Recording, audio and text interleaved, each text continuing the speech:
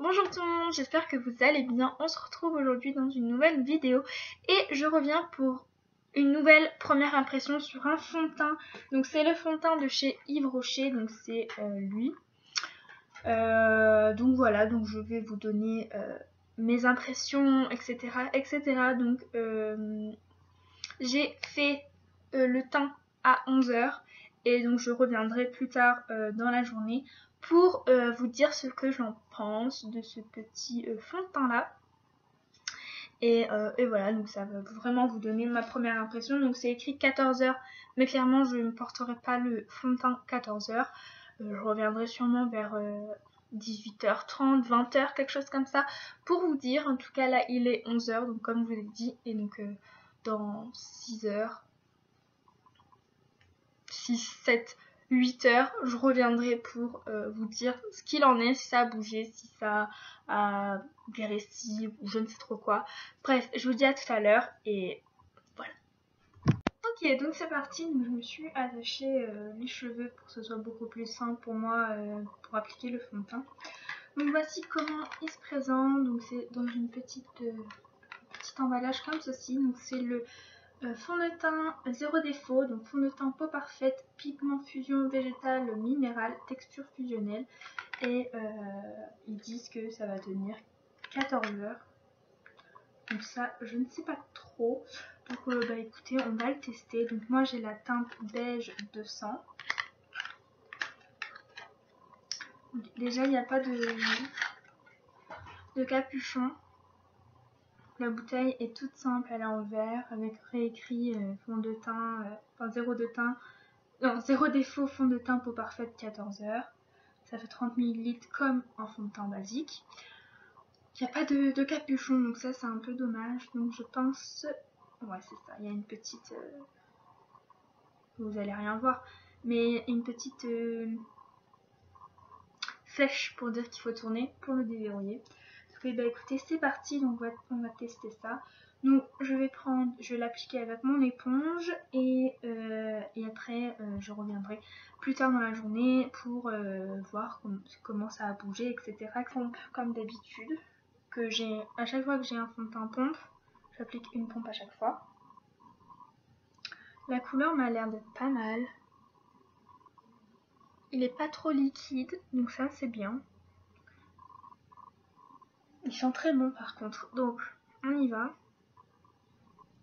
Je vais prendre mon miroir. Oula, oh, là vous voyez là, hein, on dirait c'est trop foncé. C'est la vendeuse qui m'a conseillé sur la teinte, elle m'a dit que 200 ça serait parfait pour moi. Mais bon là j'ai l'impression c'est trop foncé. Quoique, attendez, je vais l'estomper. On va voir ce que ça va donner.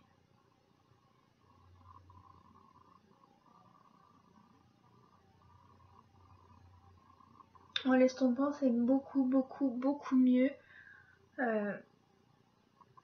Ça se fond très bien avec la couleur de peau que j'ai actuellement. Sachant que bah, c'était l'été, donc du coup j'ai un peu bronzé du visage. Mais ouais, sinon ça se fond très bien. Ça camoufle pas mal les imperfections, mais ça camoufle.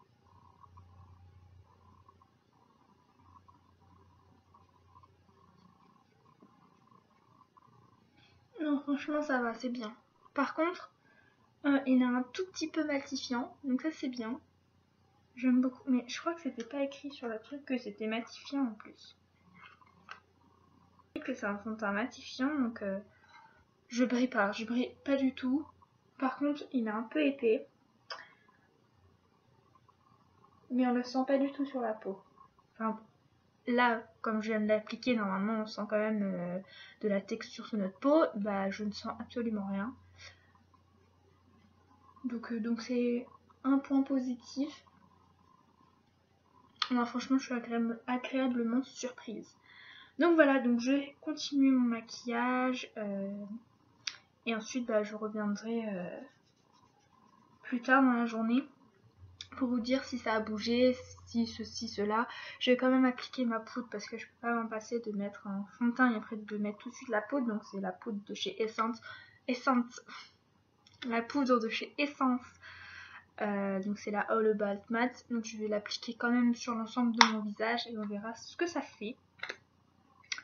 Et voilà quoi. Donc je vous dis à tout à l'heure. Donc on se retrouve quelques heures plus tard. Donc oui, je me suis changée.